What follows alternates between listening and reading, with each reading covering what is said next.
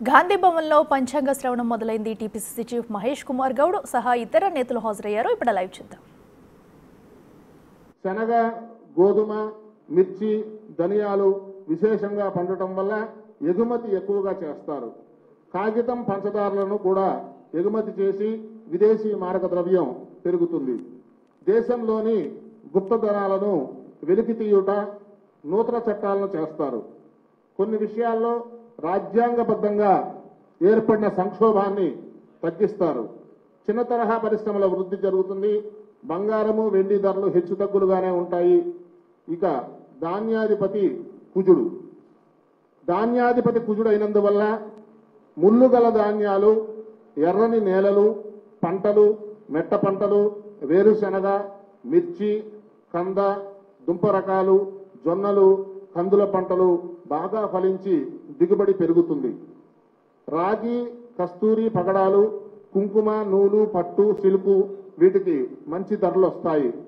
నిల్వదారులకు మాత్రం మంచి లాభాలు చేకూరుతాయి. ఎలక్ట్రానిక్స్ నూతన ఆవిష్కరణలు మన దేశంలో జరుగుతుంది. ప్రఖ్యాతి పొందిన సెల్ ఫోన్ కంపెనీలు భారతదేశంలో నెలకొల్పుతారు. దేశంలో అగ్ని ప్రమాదాలు, వాహన ప్రమాదాలు రికార్డు స్థాయిలో పెరుగుతాయి. అర్ఘ్యాధిపతి సూర్యుడు. సూర్యుడు అర్ఘ్యాధిపతి అవటం వల్ల ప్రతి వస్తువు ధరలు కూడా విపరీతంగా పెరుగుతాయి. నిల్వదారులకు విశేష లాభాలు చేకూరుతాయి. సూర్యకిరణాల వల్లే సినిమా సూపర్ స్టార్లు వృద్ధిలో ఉంటారు. ప్రపంచ స్థాయిలో పేరు ప్రఖ్యాతులు పొందుతారు. సినీ పరిశ్రమ గత సంవత్సరం కంటే కూడా బాగుంటుంది.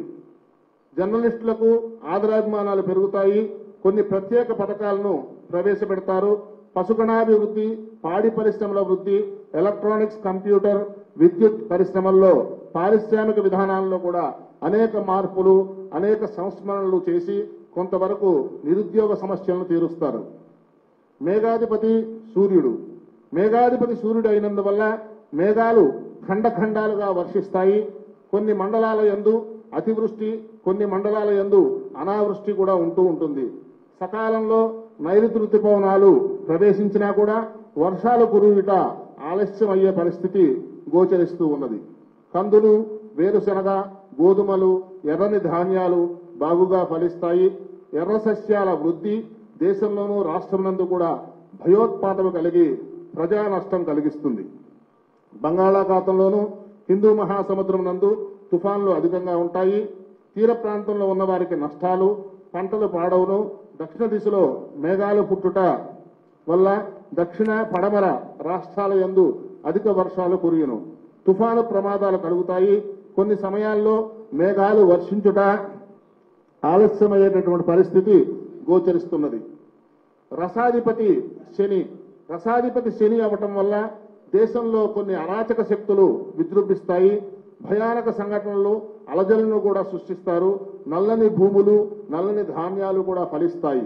నువ్వులు, నూనె గింజలు, అవిసెలు, మినుములు, ఉలవలు, నల్ల పెసలు కూడా బాగా ఫలిస్తాయి.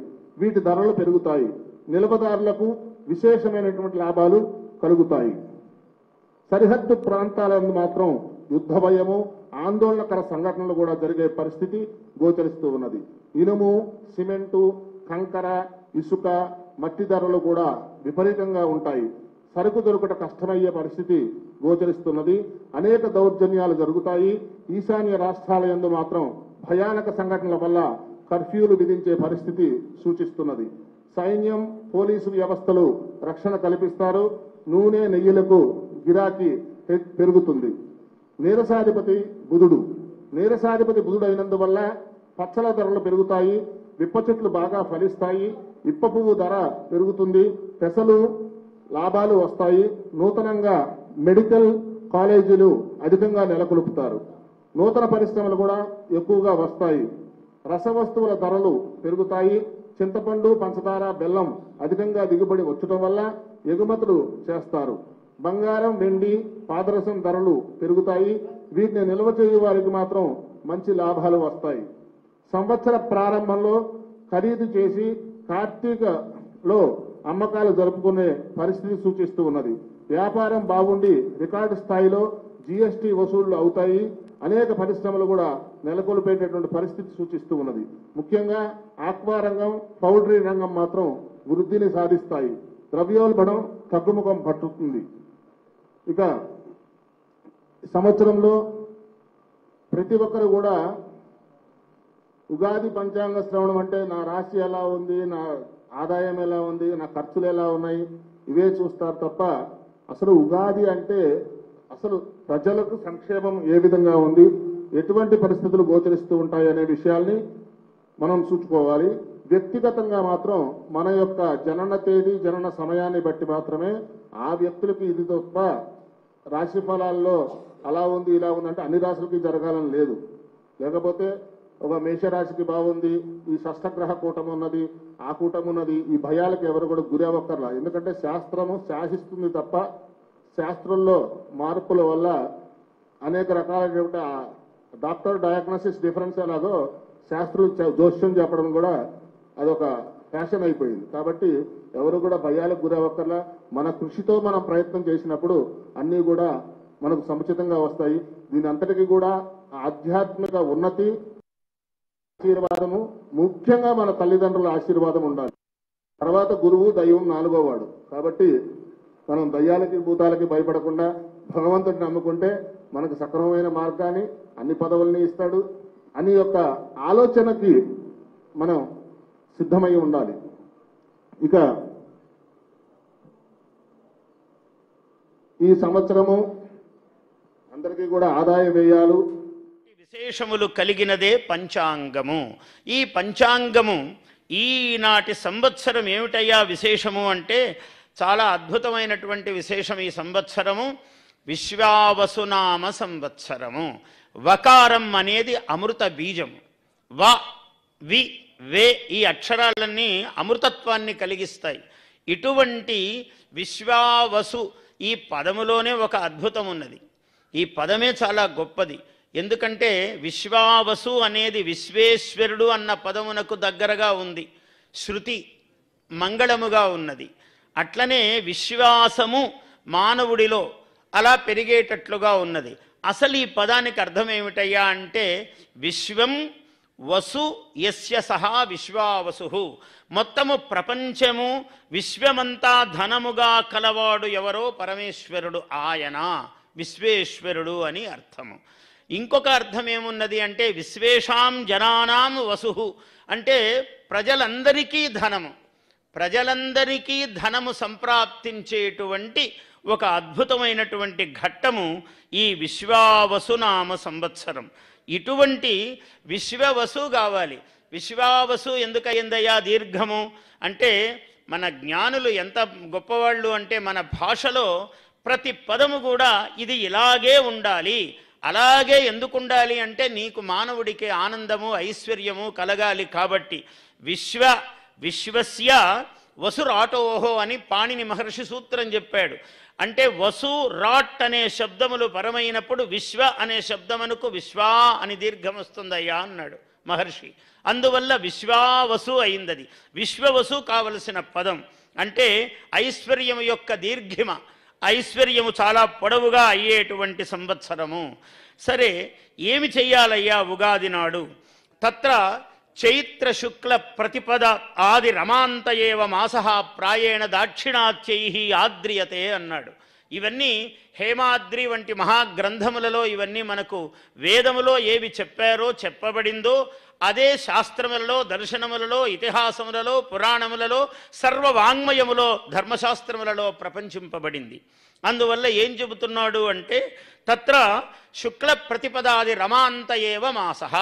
రమా అంటే ఐశ్వర్యయుక్తమైన మాసములోని పేరు పెట్టారు. వసంతవల్లోకహితంచరంతః. మహాపురుషులు వసంతము ఋతువు వలె లోకానికి ఎప్పుడూ హితం చేస్తూ ఉంటారు, మేలు చేస్తూ ఉంటారు అన్నారు. అటువంటి వసంత ఋతువు ఈ ఋతువులో చైత్ర వైశాఖ మాసములు రెండూ ఉన్నాయి. చైత్రము ఏమిటంటే మధుశ్చ మాధవశ్చ వాసంతికావృతు అన్నారు వేదములో. మధు అంటే చైత్రము, మాధవ మాసము అంటే వైశాఖము. ఈ 2 మాసములు వసంత ఋతువు. ఈ మాసములో ఈ మొట్టమొదటి రోజు ఎందుకయ్యా, ఏమిటి విశేషం అంటే, చైత్రే మాసి జగద్ బ్రహ్మ ససర్జ ప్రథమే అహని అన్నాడు. చైత్రమాసములో చైత్ర శుద్ధ ప్రథమ పాడ్యమి అంటాము తెలుగులో. ఈ ప్రథమ నాడు బ్రహ్మదేవుడు ఒకనాడు మొట్టమొదట ఈనాడే శ్రీకారము చుట్టాడట సృష్టికి. అందువల్ల ఈ ప్రథమ అంత గొప్పది. అంటే ఏ పని ప్రారంభించినా మహాద్భుతముగా ముందుకు విజయవంతముగా సాగుతుంది అని ఈ బ్రహ్మదేవుడు చతుర్ముఖుడైన బ్రహ్మ సృష్టికి శ్రీకారము చుట్టిన రోజు కాబట్టి ఈ రోజుకు ఇంత ప్రాధాన్యము. లేవగానే ఏం చెయ్యాలయ్యా ఇవాళ అని అంటే, ఒక అద్భుతమైన అభ్యంగన స్నానం, ప్రతిగృహ ధ్వజారోపణం. చూసారా, వేదికంతా మంగళ తోరణములతో ఎంత బాగా అలంకరించారో. ఇక్కడ ముఖ్యమంత్రి గారి మనస్సును బట్టి ఏర్పాట్లన్నీ కూడా ఒక పల్లెటూరు యొక్క వాతావరణము, అంటే మన పల్లె సీమలే, గ్రామములే మన భారతదేశానికి, మన ఆంధ్రదేశానికి మూల కారణములైనవి గ్రామసీమలే. అందువల్ల ఒక చక్కని పల్లెటూరుని అలంకారం చేశారు ఇక్కడ. ఆ పల్లెటూరులో ఓ రచ్చబండ దగ్గర కూర్చుని అందరూ పంచాంగ శ్రవణము వినటం అన్నది ఒక అనూచానమైన గొప్ప ఆచారం. ఈ ఆచారాన్ని ఇవాళ మన క్షేత్రయ్య కళాక్షేత్రములో, తుమ్మలపల్లి వారి కళాక్షేత్రంలో అంతా తీసుకొచ్చారు. ఇవాళ ఇక్కడ మనమంతా కూడా ఒక పెద్ద గ్రామములో కూర్చుని, అమరావతి పక్కన ఒక మంచి కృష్ణానదీ తీరములో కూర్చుని మనం ఇవంతా వింటూ ఉన్నాం ఇవాళ. ప్రతిగృహ ధ్వజారోహణం, ప్రతి ఇంటికి మంగళతోరణములు కట్టాలి అన్నారు. అభ్యంగన స్నానం, తలకు నూనె అంటుకుని, నువ్వుల నూనె అంటుకుని తలస్నానము చెయ్యాలి అన్నారు. నూతన వస్త్రధారణం, నూతన వస్త్రములను ధరించాలి అన్నారు. ఇదంతా ధర్మములో భాగమే. తర్వాత